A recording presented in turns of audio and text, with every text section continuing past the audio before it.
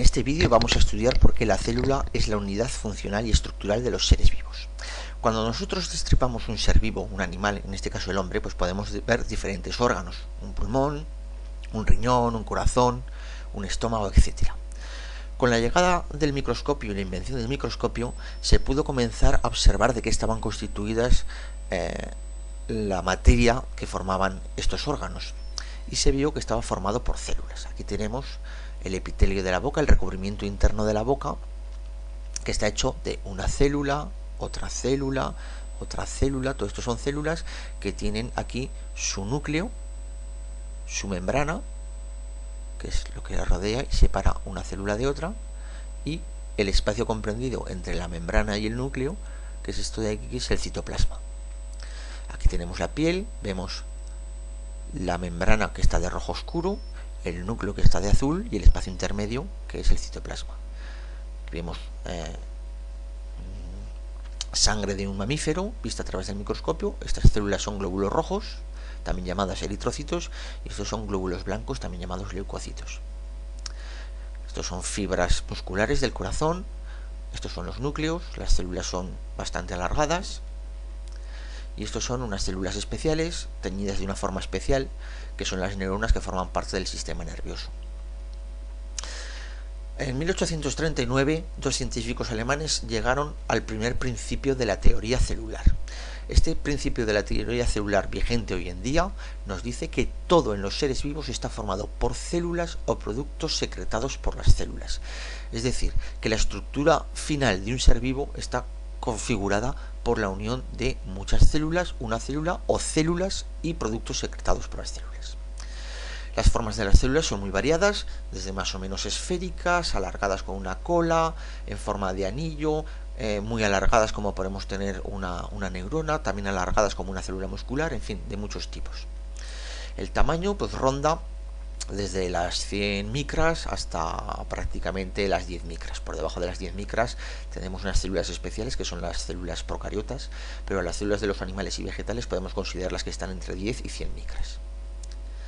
La estructura de la célula, ya lo hemos contado antes, se forma por un núcleo en el centro, una membrana que la separa del resto del exterior, que pueden ser otras células o algo segregado por las otras células, o un medio externo si son células de vida libre, y el espacio que hay entre el núcleo y la membrana, que se llama citoplasma. Dentro del citoplasma podemos distinguir con el microscopio óptico algunos orgánulos, y con el microscopio electrónico podemos distinguir muchos orgánulos, que son estructuras con membranas que aparecen en el interior del citoplasma. ¿Por qué decimos pues que la célula es la unidad estructural de los seres vivos? Bueno, pues porque un ser pluricelular, aquí tenemos seres unicelulares que son una sola célula que vive ella sola, pero en un ser pluricelular, como por ejemplo el hombre, todo está formado por células, y por tanto la estructura de lo que está hecho este ser pluricelular es de células, por eso es la unidad estructural. Vamos a ver ahora por qué decimos que la célula es la unidad funcional de los seres vivos. Decimos que es la unidad funcional porque es la parte más pequeña que es capaz de tener las funciones propias de un ser vivo, es decir, que es capaz de nutrirse, es capaz de relacionarse y es capaz de reproducirse. Vamos a ver cómo una única célula es capaz de hacer todo esto. Cosas más pequeñas que una célula no son capaces de hacerlo, es decir, moléculas, átomos, diferentes partes de las cuales están hechas las células, eso no está vivo porque no es capaz de realizar las tres funciones de los seres vivos. Una membrana, un orgánulo, un núcleo en sí mismo no está vivo porque él solo no se relaciona, él solo no se reproduce y él solo no se nutre. Hay que decir que las moléculas no están vivas y que los átomos naturalmente no están vivos. Vamos a ver cómo se nutren las células. Aquí están las tres formas de nutrirse las células, que son fagocitosis, pinocitosis y a través de la membrana. La fagocitosis la realizan muy pocas células del cuerpo humano, solamente prácticamente los glóbulos blancos. Tienen movimiento propio los glóbulos blancos, como luego veremos, y son capaces de englobar sustancias extrañas al cuerpo humano, como bacterias, virus, etc. Y entonces los engloban y los digieren, eliminándolos. Este mecanismo de alimentarse englobando, metiéndolo dentro del citoplasma y digeriéndolo y nutriéndose a partir de ellos, se llama fagocitosis. Aquí lo vemos como este organismo entra, es envuelto por la propia membrana de la célula y aquí ya se digiere y se nutre. Aquí vemos un glóbulo blanco, una fotografía con un microscopio electrónico de barrido de un glóbulo blanco que está comiendo esta especie de bolitas que son bacterias del tipo coco. La pinocitosis es muy parecido a la fagocitosis, solamente que las partículas son muy pequeñas y son invisibles al microscopio óptico. Aquí vemos cómo esta célula está formando vacuolas, está formando una especie de saquitos donde está introduciendo material externo, pero aquí no vemos al microscopio óptico que esté metiendo nada. Se supone que hay algún tipo de nutriente que es invisible al microscopio óptico, pero que está haciendo que sea englobado dentro del citoplasma y nutriéndose a partir de él. De todas formas, con mucha diferencia, la forma en la cual se nutren las células del cuerpo humano es a través de la membrana.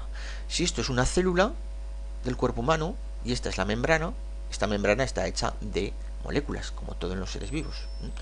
Y las sustancias que hay afuera, si están convertidas en moléculas muy sencillas, son capaces de colarse por aquí, atravesar la membrana en los huecos que deja la membrana y pasar al interior. Entonces aquí tendríamos esto que está coloreado de rojo, es la parte de fuera de la célula, esto que está coloreado de azul es la parte de dentro de la célula, y aquí vemos cómo las diferentes sustancias, los diferentes nutrientes pueden pasar a través de las moléculas de la membrana, bien estas verdes o bien estas más finitas de aquí. Pueden pasar al interior y esta pasar al interior, así es como se alimentan. Lo que pasa es que estas células necesitarán algún mecanismo que el alimento que hay fuera se descomponga en los nutrientes más sencillos para que puedan ser atravesados por la membrana. Vamos a ver cómo las células se reproducen. Es otra de las funciones de las células y de todos los seres vivos, la capacidad de reproducirse. Se pueden reproducir por bipartición, por gemación o por división múltiple o esporulación. Aquí lo tenemos. La bipartición consiste en que a partir de una célula esta crece, se divide en dos que son más o menos del mismo tamaño. La gemación es que la célula crece, se divide en dos, pero una es bastante más pequeña que la otra. Y la esporulación es que la célula madre se divide y al final se rompe en muchos pequeños pedacitos que son muchas células hijas a la vez. Este es un ejemplo de bipartición. Vemos que las dos células tienen más o menos el mismo tamaño. Lo vemos otra vez.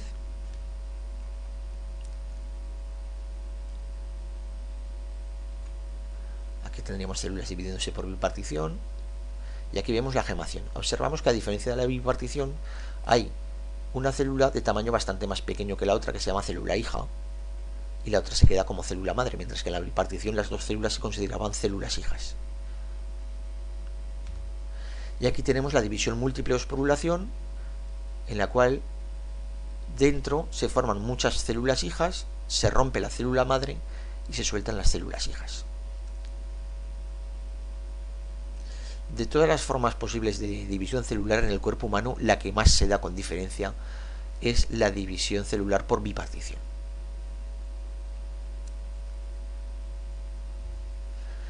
Bueno, ¿qué tipo de relaciones establecen las células? Pues pueden realizar relaciones entre sí ante diferentes estímulos físicos como la luz, la temperatura, la acidez, la presencia de determinadas sustancias, etc. Vamos a estudiar solamente cómo responden los organismos unicelulares, porque es bastante espectacular, ¿no? Vamos a ver qué tipo de movimiento. Las células unicelulares, una de las formas que tienen de responder es con movimiento hacia la luz, movimiento hacia el alimento, movimiento hacia donde hay oxígeno, etc. Entonces hay tres formas de moverse: con pseudópodos, con flagelos y con cilios. Vamos a ver. Este es un movimiento con pseudópodos. Los pseudópodos son falsos pies, son prolongaciones del citoplasma que son capaces de ser modificadas y que se mueven uniéndose a determinados puntos, estirando y contrayendo el citoplasma. Esto es típico de las amebas, por eso se llama movimiento ameboide también, y en el cuerpo humano sobre todo lo que realizan este tipo de movimientos son los fagocitos. Aquí tenemos un fagocito que estaría moviéndose con pseudópodos y que lo suele emplear para dos cosas: para moverse y para poder englobar a bacterias de las cuales se alimenta, o de virus o de cualquier cuerpo extraño al cuerpo humano. Otra forma de moverse es mediante los flagelos. Los flagelos consisten en un número pequeño de pelillos que pueden ser 4, 5, 6 como mucho, aunque generalmente es 1 o 2, y que son largos. Esto sirve para que la célula se pueda mover. Aquí tenemos, en este caso es un alga con un número pequeño, pero vemos que los pelillos son bastante largos. Aquí podemos ver una célula del cuerpo humano que contiene flagelo o cola, que son los espermatozoides.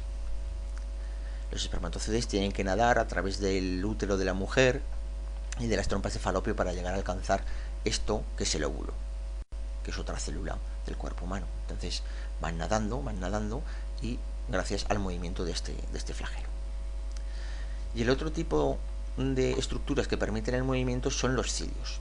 Algunas células, como esta de aquí, tienen cilios, que son todos estos pequeños pelillos que se ven por el borde del animal moviéndose, y mediante su movimiento consigue dos cosas: moverse y también atraer partículas alimenticias hacia una hendidura por donde entra el alimento. En este caso de aquí, los cilios solamente están bordeando esta zona de aquí, esta especie de corona, y sirven para poder introducir alimento, forman una corriente en el agua que sirve para introducir alimento dentro de la célula. En el cuerpo humano, las células ciliadas existen en diferentes sitios. Uno de los sitios donde más se encuentra es precisamente en las vías respiratorias, en la tráquea, en los bronquios, sí, fundamentalmente aquí, ¿no? Estos pequeños cilios de estas células, esto es una célula, ¿vale? Todo esto es una célula con su núcleo, su membrana y su citoplasma de aquí, ¿vale? Todo esto es su citoplasma. Y aquí vemos estos cilios. ¿Para qué sirven estos cilios? Estos cilios sirven porque al respirar partículas, respiramos partículas con polvo, con humo, etcétera, se quedan pegadas al mucus que hay aquí, y los cilios realizan un movimiento que lo que hacen es intentar sacar esta mucosidad y estas partículas de polvo y de hollín, etcétera, hacia la superficie, hacia la boca o hacia las fosas nasales. Aquí vemos unos cilios que se están moviendo. Aquí tenemos una fotografía en microscopio electrónico de barrido de estas células ciliares. Esto sería la membrana celular. Aquí está vacío. En este caso en la fotografía esto está vacío. Y aquí vemos la superficie, que son todos estos pelos de aquí, que son los cilios.